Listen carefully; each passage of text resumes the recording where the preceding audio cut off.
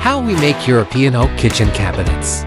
First, the wood is kiln-dried and moisture-controlled to ensure long-term stability. Then, it's cut and shaped into door panels and frames. All components are assembled using mortise and tenon joints for durability and clean lines. Next, the surfaces are carefully sanded and then shaped with high precision.